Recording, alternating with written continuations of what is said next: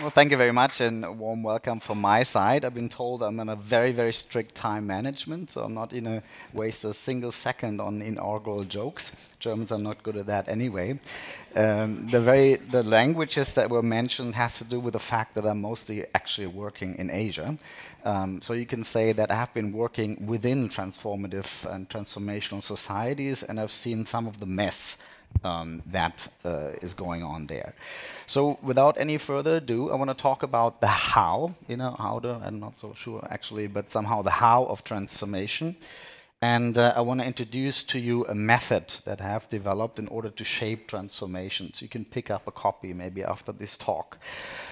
Before we go into that, the how, which is obviously very, very difficult, let's just take a quick check where we stand today. And maybe if you can take that microphone down a bit, because it makes me crazy. So I think on the positive side, we can say that there has been some progress made by putting some of the very important issues that we all care about on the agenda. Hundreds of thousands of people have marched for a better trade regime than TTIP, to call for humanitarian treatment of refugees, to put an end to sexual harassment in the workplace, and to call for more ambitious efforts on climate change. And yes, you can also say that the democratic systems have responded in some way. Some resources have been shifted, some laws have been passed, and some treaties have been signed. However, I think we all agree that we are nowhere near the scope of change that we need to tackle the challenges of our time.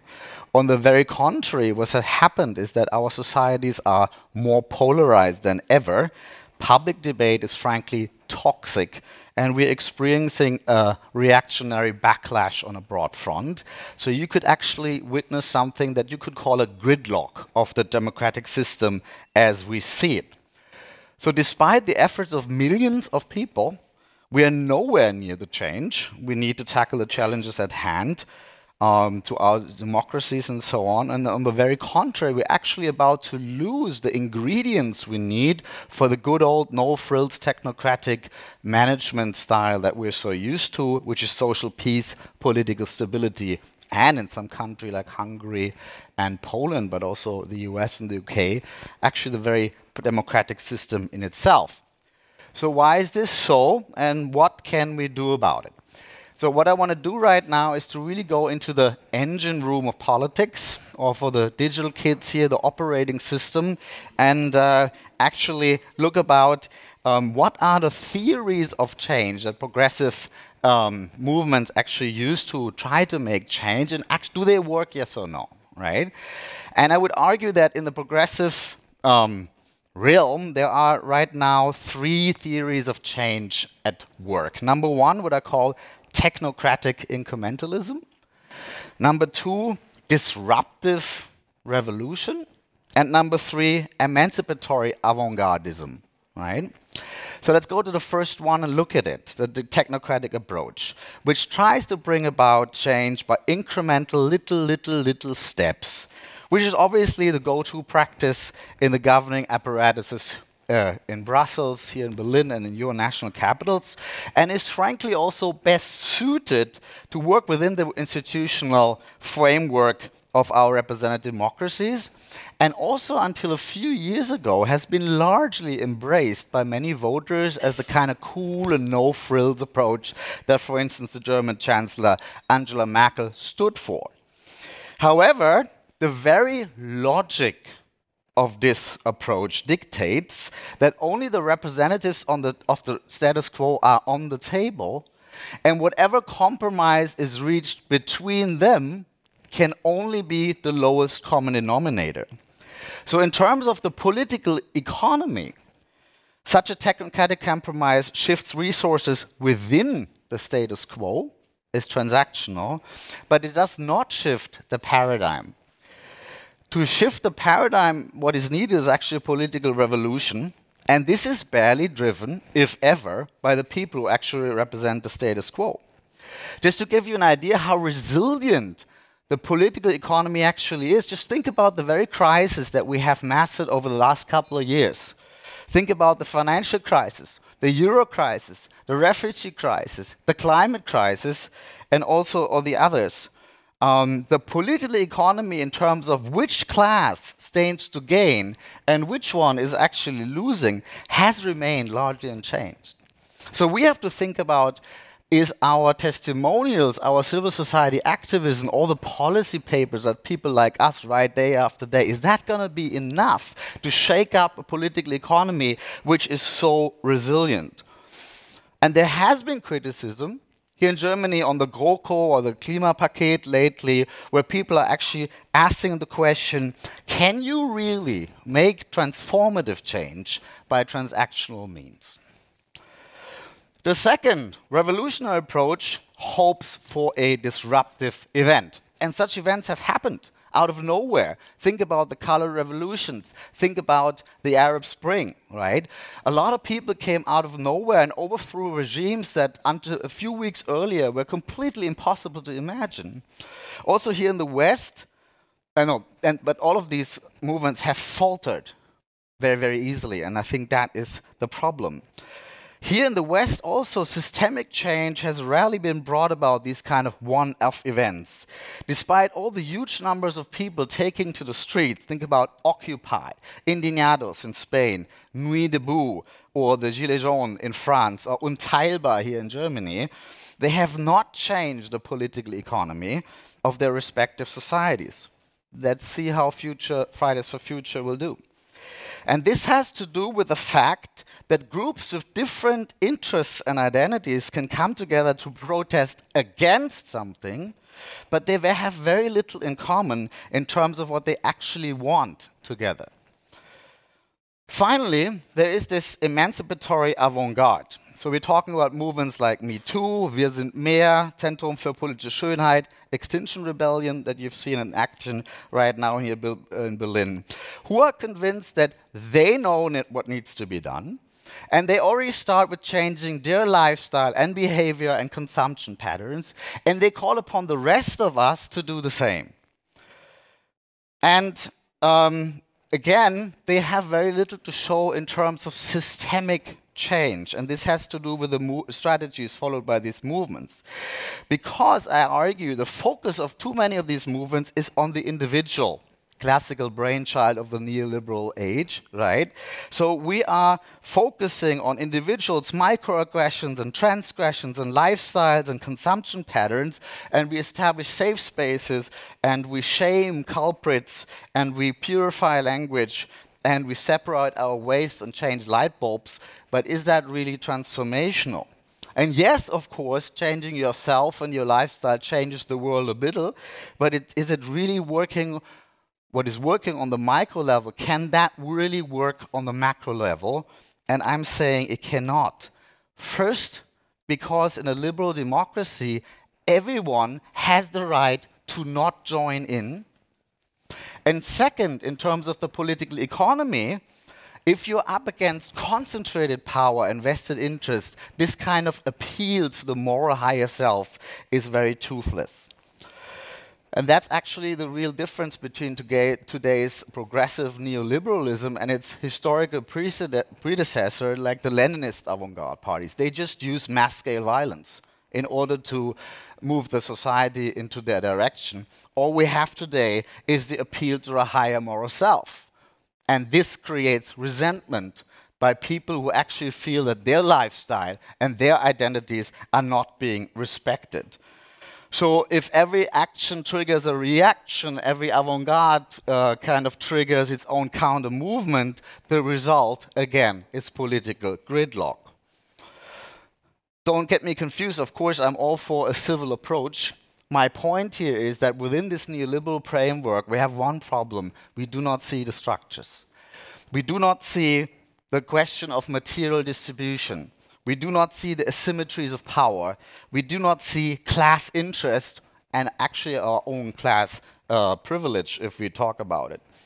And if you look to France and you look at the example of the yellow vest, then you will see what will happen if you draw up a bill without consulting the people who actually have to pay for it. So all the culture wars that we see today lead to a political standstill.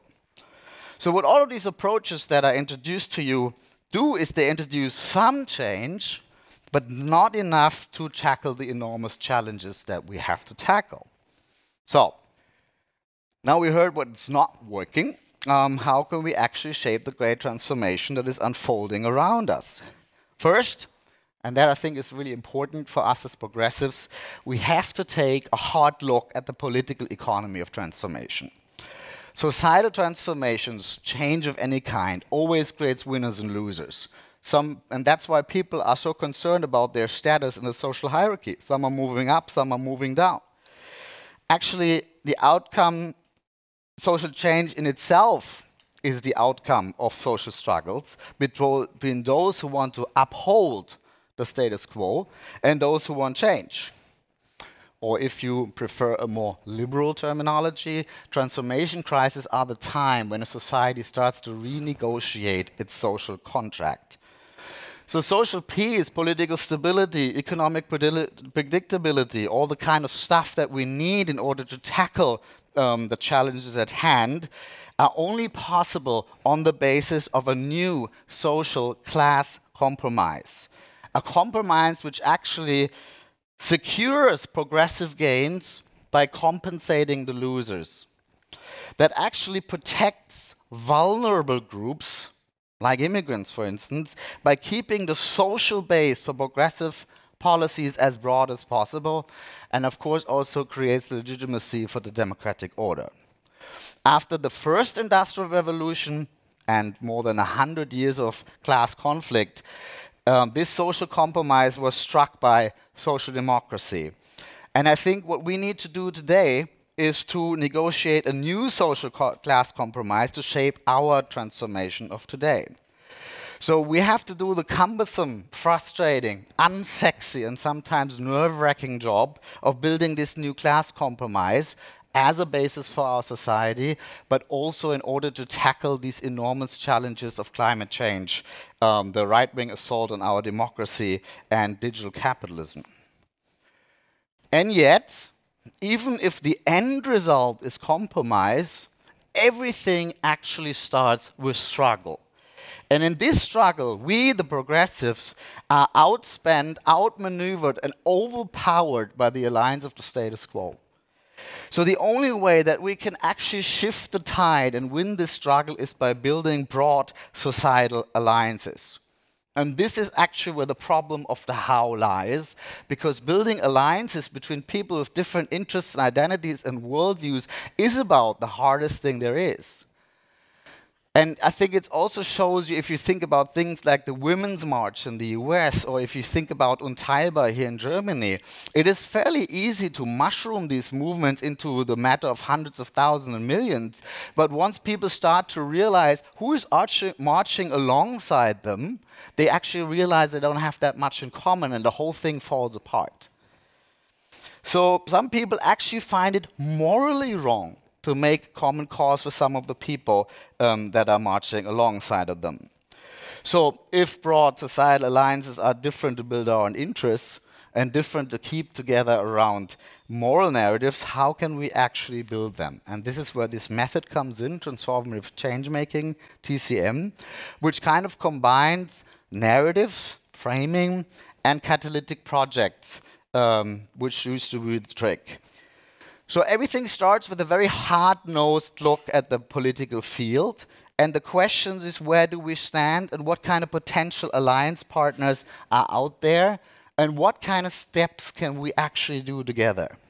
This may not be, keep in mind, what we progressives want, but it actually creates tangible results and a momentum for change, which is better than the polarized shouting matches that we have right now.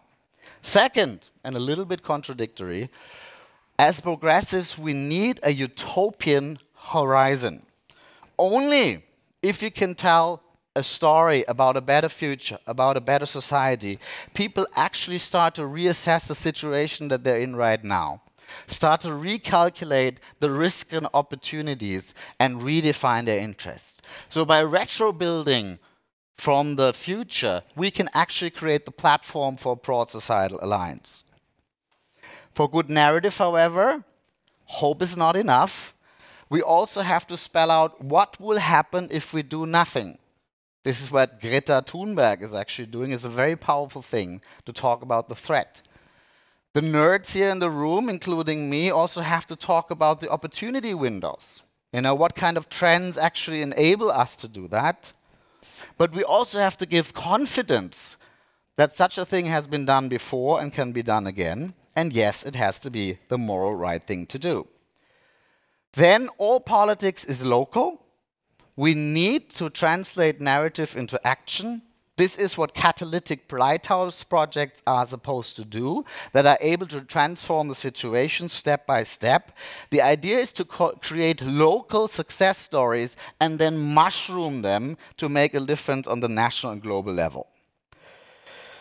So what I'm trying to do is here to combine the ideas of all the approaches that I had introduced into one method. So if we want to shape the great transformation, we need, again, a clear-eyed understanding about the power structures of our society. We need to approach potential allies without ideological restrictions. We need a narrative about a better future where all allies can find themselves in.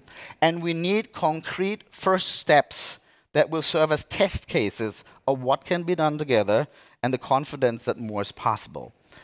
And this is where we'll end with one appeal. Please stop the moral outrage. Politics is a craft. We have to go back to the drawing table and relearn it. We need to be able to build these kind of alliances. The good news is we have all the tools that we need. Just try to use them more wisely. Thank you.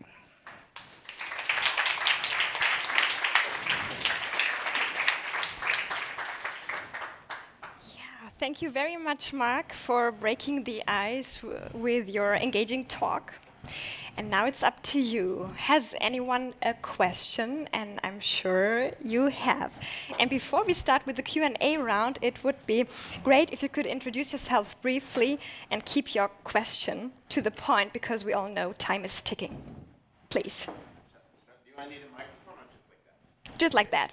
Okay, so the point is, okay, I'm Clement Schell. I'm doing mostly exchanges with journalists at the Berlin Journalism School. You will get a micro, sorry. Yeah. Okay. Thank you. So, thank you. So my question is, you said we have to renegotiate the, what was it? The new class compromise. The question now is, do people feel like belonging to classes? And that is my because like, I mean, looking around here, there are so many people who are like kind of in a class, like highly educated, whatever, and for example, like get high payments on a daily basis, like much more than like a construction worker at a Mercedes factory or whatever. Still, they have in average a much higher income. So is this my class or not? What defines class apart from income? Thank you. Marc, what is your answer? Well, actually, I mean, if you look at the work of Andreas Reckwitz or Claudia Kopic and other sociologists, you see that the class clash that is going on right now is not so much between the top 1% and the proletariat, if there is such a thing, but it's mainly a culture war between two middle classes, right? One of them that you may call the new, creative middle class is the academic class, which honestly is here in the room, right? And the other one is, people who actually may do better in material terms, who may actually have greater wealth and greater income than others, but do feel set back in terms of lifestyle and such things. And that's where all the culture wars actually start. So I'm not saying that one is right and the other is wrong. That's nonsense. What I'm trying to say is when you're in a hole, stop digging. Or stop the bleeding, basically. So I really find this example with the yellow vest, or if you see what's going on in Ecuador and other countries right now, very instructive. If you want to tackle such things as climate crisis, obviously we have to get the subsidies out of the fossil fuel sector. I think that's a fact. But if we do not start to think about what that actually means for the people who have to bear the cost, then we are constructing policies which are not really workable politically, and we are inviting the backlash that we're actually seeing. And if people have the feeling that this is happening again and again and again and again, and they have no stake anymore in this society and in this social contract, what they start doing is obstructing. And I think that's the psychology behind Brexit and such kind of things, that people just say, yeah, whatever. You know, I'm not part of this anyway, so I'm taking your toy away, right? So I think stop the bleeding means that whenever we propose something in terms of policy, think about what that does to everyone in society and try to find a balance.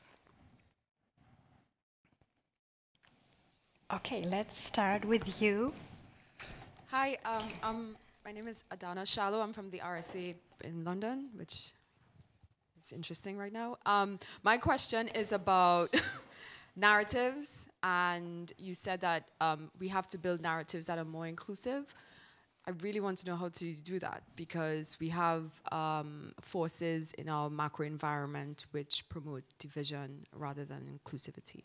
Thank you. Well, let's have a quick look at those forces, and they're really goddamn good at what they're doing. You know, if you listen to the language of the right-wing populists right now, they talk about system crisis, they talk about the establishment, they talk about the elites, they talk about Lügenpresse here in Germany, they talk about freedom of speech. So they're really, really good at reframing some of the concepts that we actually used to think are progressive. And what I'm arguing for is that we need to start to wake up and do the same. If you look at it from a Gramscian perspective, right, we need to actually win this framing war as well, right? So if they are good at it, we have to go back to the drawing board and really also become better, and just not in terms of individual terms and concepts, but always keep in mind the strategic objective of what needs to be done, and that is to build a platform for an alliance of people who do not have the same interest. And we, frankly speaking, suck at that. Okay, I have seen here 2 more questions. Would you like to start? My name is Tom Wohlfahrt from Zentrum Demokratie, a small Berlin-based think tank. Thanks for the inspiring talk. I wanted to ask about how would you describe the relation between the foundation that you're working for and the party that it's affiliated with when it comes to the question of being progressive or defending the status quo and breaking that kind of gridlock that the SPD sort of has been part of for the last 2 decades? Thank you. Well, besides the fact that I'm mostly working in Asia, where it's also very interesting because the transformation crisis are shockingly similar, by the way. It's like for us, we always think it's far away. It's not far away at all. Right now, if you think about social democracy, I think the fundamental problem is that there is no clear idea, you know, what that political movement, I don't even talk about the party, but this idea for what kind of society it stands for and what kind of, you know, social groups it represents, right? And there is different ideas in the room what that could be. There is a very clearly cosmopolitan idea to say, look, we are in a post-industrial society, so let's represent the migrant workers and the click workers and the Amazon workers of today. There is no more proletariat, and that means you have to be an avant-garde and, you know, really have to be a no-compromise thing. There's a second school of thought that actually thinks, well, there is a historical reason for which these labor parties have been actually constructed in the first place. And right now, the danger is that all these people who do not feel represented are actually up for the taking by the right wing. Right? And if you see what Steve Bannon is doing here in Europe by telling right-wing parties to move to the left, but to become what we actually call national socialist, right? And if you listen to the kind of language that is emerging there, that they're abandoning their neoliberal platform and actually do move to the left, I think that's a vital threat to democracy, which this kind of school of thought would try to tackle. And the third school of thought would actually try to say, very similar to what I have been saying, and that's also a school of thought that I promote, is to say, So who is going to actually create these class compromises, these social contracts upon which our democracies are founded, right? So can there be a bridge? Can there be a consensus building that you keep these milieus together, right? And between these three schools of thought, the debate is ongoing right now, and I think it's a very fruitful debate, and we have to push forward.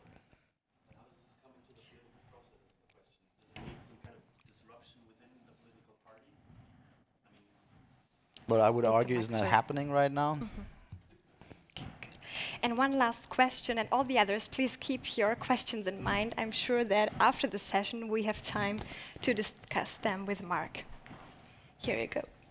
Thank you very much. Catherine Decker. I'm working in the International Secretariat for Transparency International here in Berlin.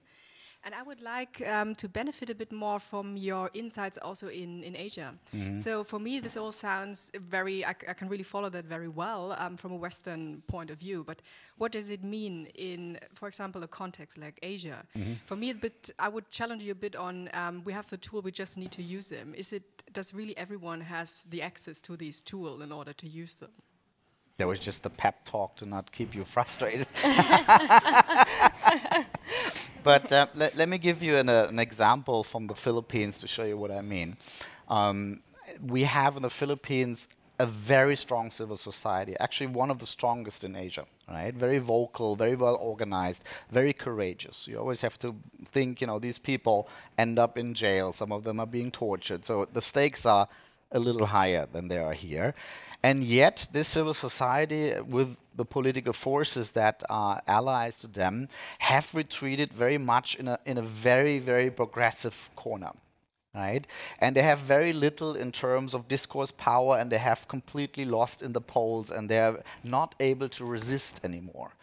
Right, so what happened is that you have an authoritarian strongman, they call him the Trump of Asia, right, Duterte, and he has been waging a war on drugs which has cost 26,000 people their lives. So the puzzle now is these very people which are so vulnerable are voting for this guy with majorities of 85 to 90%. So if you are progressive, you really have to step back and ask yourself the question, what part of the equation are we not getting? Why are they voting for this guy if he is actually victimizing us, right? So the societies are very similar to some of the things that are happening here, and I think the friends of the UK know that even better than the Germans in the room. They are hyper-polarized. There's almost no center anymore. Everything is shouting matches, and there's a complete inability to understand even what the others are saying. But my problem, and that's what I mean with the method of going back to the drawing table, is we really have to really look at the political economy and understand where we stand in the field. We have to understand the balance of force, and we have to understand the framing of the other side. Right? So these strongmen, Trump included, actually come from this, what linguists call the strict father psychology, right? So they're saying it's a dog-eat-dog world out there, everything is dangerous, but I'm the guy who actually, number one, protects you, and number two, punishes the wicked, right? They need to be punished, they need to be purged, they need to be killed, actually, in order to make that society strong and homogeneous again, a typical right-wing kind of narrative, right? And that is very appealing to the middle class. So what our progressive friends are saying, same as here, by the way, oh, look at the statistics. Crime is actually on the way down. There's not that many truck trafficking going on anymore. So why don't you understand? Or why are you so stupid? Right? That's what they actually mean. And no one's listening.